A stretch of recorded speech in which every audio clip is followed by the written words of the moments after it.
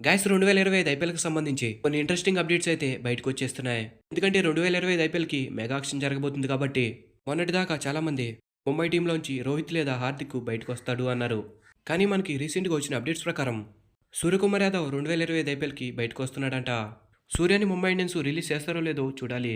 అయితే మనకి రీసెంట్‌గా కొన్ని అప్డేట్స్ ఇంకా కొన్ని రూమర్స్ ప్రకారం కేకేఆర్ టీము శ్రేయస్ అయ్యర్‌ని రిలీజ్ చేసి సూర్యని కొని కేకేఆర్‌కి కెప్టెన్‌గా పెట్టబోతున్నారంట. ఇది మాత్రం బిగ్ న్యూస్ అని చెప్పాలి. ఇది జరుగుతుందా అంటే జరగడానికి అవకాశం అయితే ఉంది.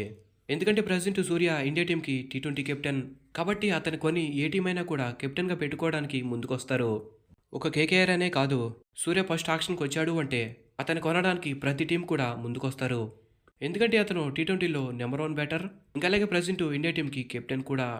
ఇంత మంచి ప్లేయరు ఆక్షన్‌కి వస్తే ఏ టీం కూడా వదులుకోరు. కాబట్టి ఖచ్చితంగా ఇతన్ని ప్రతి టీం కూడా టార్గెట్ చేస్తారు.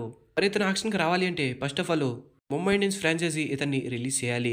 ప్రెజెంట్ ఇంత మంచి ట్రెండింగ్‌లో ఉన్న ప్లేయర్‌ని మన ముంబై ఇండియన్స్ ఫ్రాంచైజీ రిలీజ్ చేస్తారు అనుకోవడం ఒక భ్రమ అనే చెప్పాలి.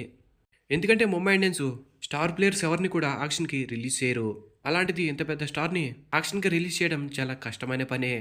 నేనైతే ముంబై ఇండియన్స్ ఇతన్ని రిలీజ్ చేయరనే అనుకుంటున్నా. మీరేమనుకుంటున్నారన్నది కామెంట్ బాక్స్‌లో కామెంట్ చేసి తెలపండి.